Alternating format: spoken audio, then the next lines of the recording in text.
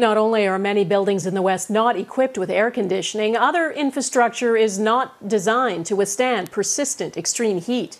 In Metro Vancouver, it's been so hot some sidewalks have started to buckle. It's happened in downtown Vancouver and in nearby Port Coquitlam. And in Portland, Oregon, where it's usually about 24 degrees right now, the heat soared into the 40s this week, causing streetcar power cables to melt and service to be suspended.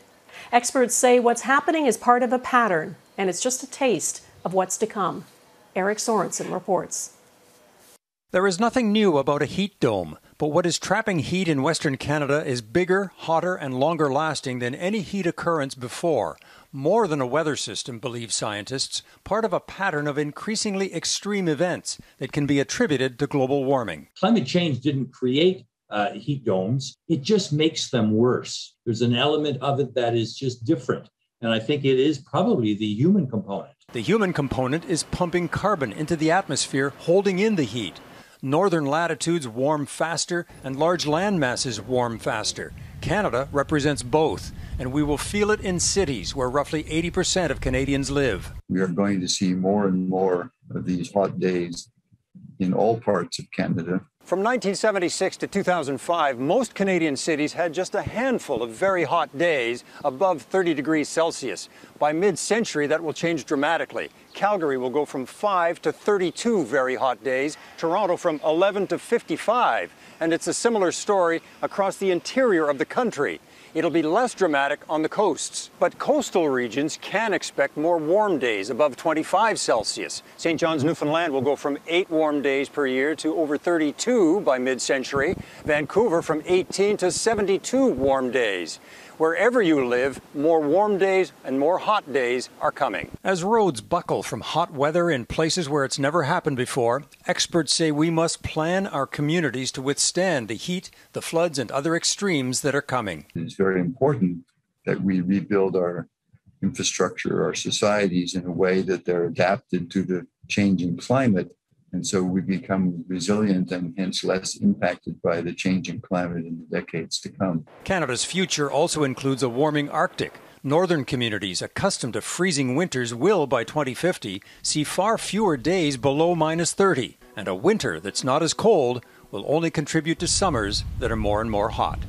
Eric Sorensen, Global News, Toronto.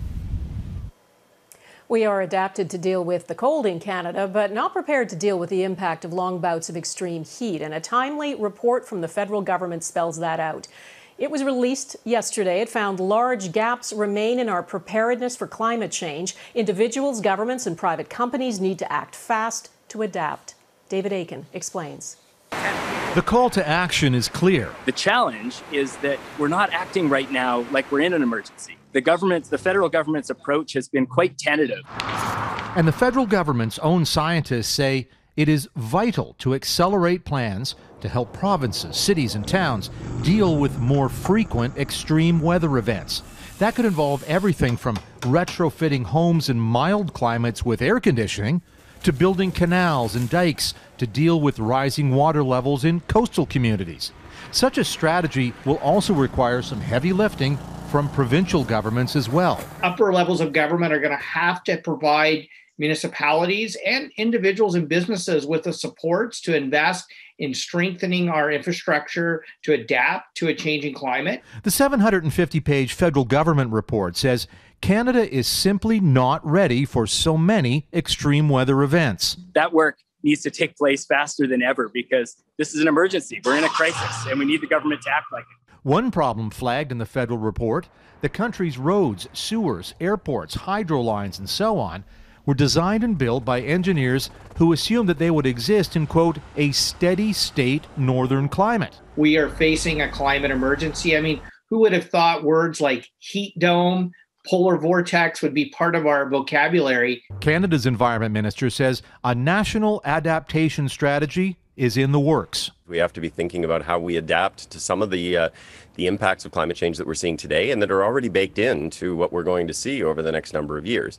The federal government and climate campaigners will argue spending on climate adaptation measures can pay for itself in the long run. Consider this.